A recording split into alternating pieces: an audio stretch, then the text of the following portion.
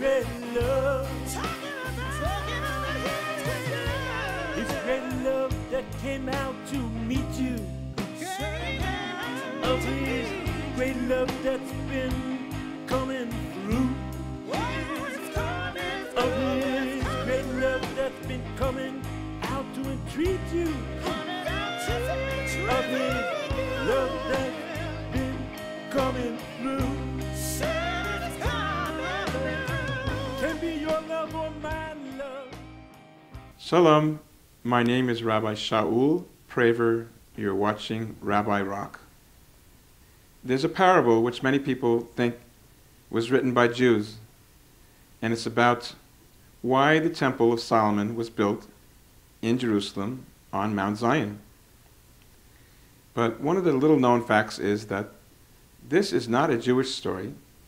This is an Arab story. It is a story that was written by Muslims. And here's how it goes. There were two brothers. One was married and had a big family, and the other was single and had no family. Each of them felt bad, and they had mercy and compassion for one another. The brother that had lots of children felt compassion and worried for his brother because he didn't have a family, and what did he have really in his life? He was just all alone. So at night, he would take some of his wheat, and he would go to his brother's barn, and he would place some wheat there to give him at least some more food. So in place of having a family, he'll have a little more wealth. On the other hand, the brother that didn't have any children enjoyed his privacy and his time for himself to pursue his hobbies and interests, and he felt very bad for his brother who was so busy raising a family and didn't have time for those things. So he snuck out at night and took some of his wheat and put it in his brother's barn. So in place of not having some time for himself, he should have a little more wealth to bring him a little more joy in life. One night, the two brothers were on their mission, bringing wheat to one another, and they bumped into each other because they always wondered who was the one that was putting this wheat in my barn. And that mystery was solved there that evening when they bumped into each other en route to give each other presents of wheat to bring comfort and joy to each other's lives. And right there, they embraced one another. And where were they standing? They were standing on the Temple Mount where Solomon built the temple. And therefore it is said that the foundation of the temple is not bricks. The foundation of the temple is brotherly love. That story, my friends, was written by a Muslim. You are watching Rabbi Rock. We are again with Ms. Nonie Darwish. At one point, you had the opportunity to work in the media during the time of Sadat. Can you please reflect on that experience? The Egyptian media is all controlled by the government. And during Nasser's time, it was whatever the government wanted to tell us, that's what we heard. I worked during Sadat's time, his early time, and it was still government controlled. The Middle East News Agency, it's whatever the government told us to say, that's what was written. And I did, what I did was censorship. So any story leaving Egypt from a foreign correspondent had to go through our desk. And we used to just, to cover ourselves, we had to just, anything that has any military in it, the word military, artillery, it has to be taken out. So that's what we did. And just to protect ourselves, it was easier. Not to make a story go through, it's easier than making it go through and get in trouble. The media in Egypt up to today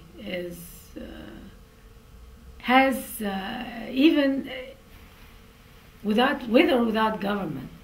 It's stirring up people. It has a cause. It has an agenda, which is jihad against Israel.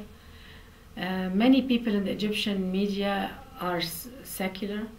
They are not even practicing Muslims. Many of them consider themselves socialists.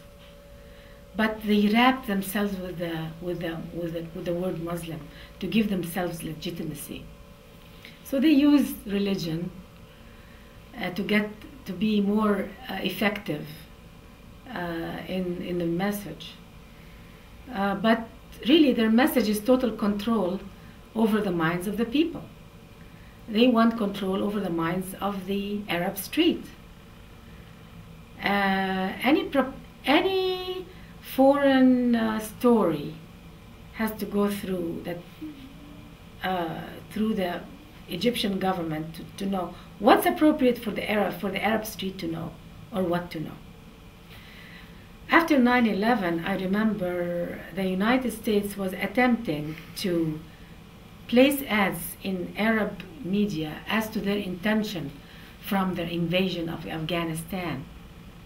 Not one Arab country, Arab government, allowed the placement of ads by the United States to explain its position to the Arab street. That tells you how much they need to control the minds of the Arab street, to keep them occupied with thinking that it's America who is the problem, it's Israel who's the problem. We are just Arabs like you. They are the problem. They're the cause of your poverty. They're the cause of all the problems in the Middle East. And they literally say that. You really wanted to come to America, and you did. What does America mean to you? I loved America even before coming to America. Because when I went to the American University in Cairo, I am so glad I went to that university because it opened my mind to the West.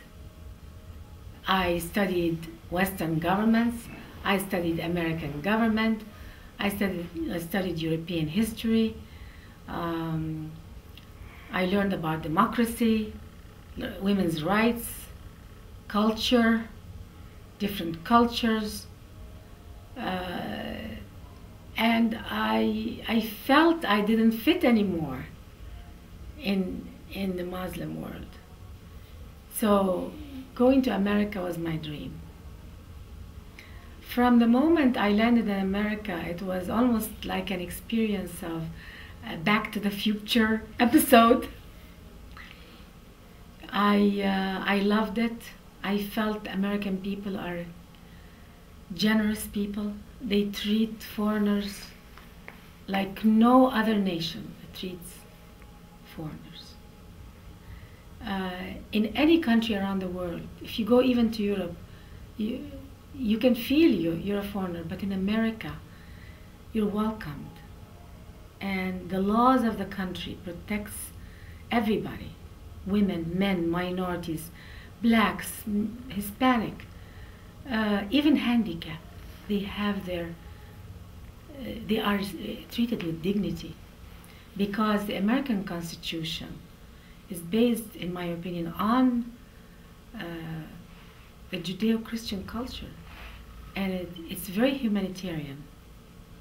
And that was very different from the totalitarian regime I came from.